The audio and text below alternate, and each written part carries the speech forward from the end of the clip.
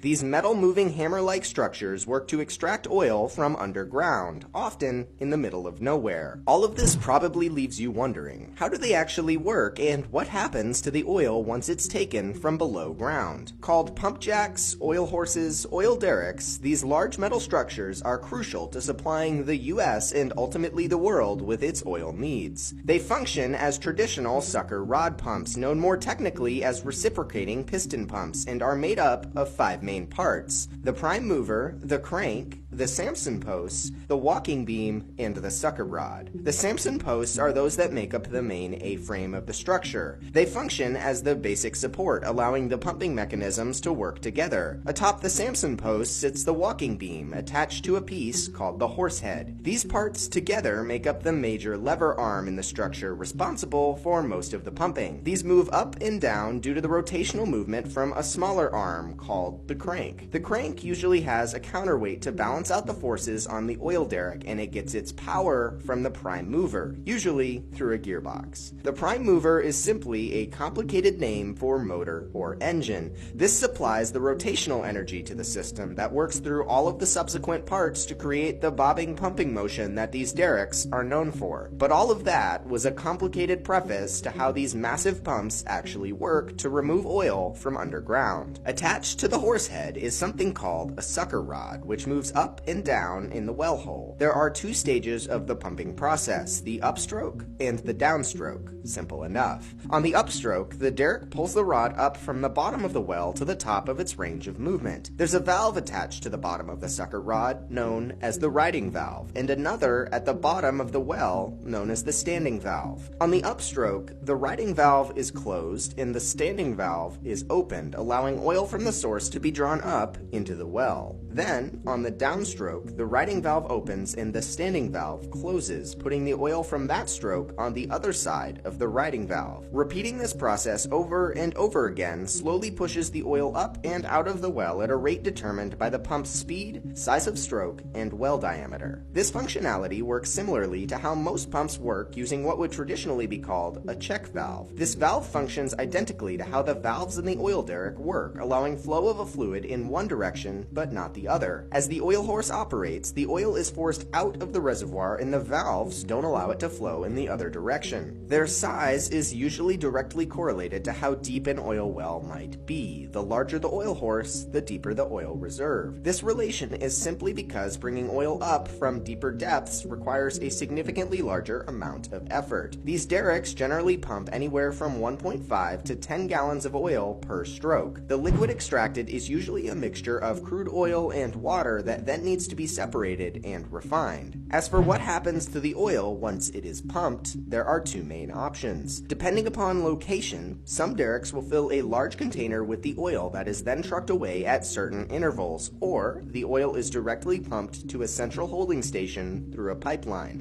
While renewable energies may be making a strong play for powering the world, oil will likely be here to stay for quite some time. All this means that oil horses across the country will keep on bobbing, bringing up oil from deep beneath the surface. And now, when you drive past them on the road, you can understand that these seemingly complex machines are actually just large, simple pumps working to help your car keep on moving. Thanks for watching. If you want to check out more of our videos, you can click here, here, and here, or you can browse our channel, and as always, be sure to like, share, and subscribe.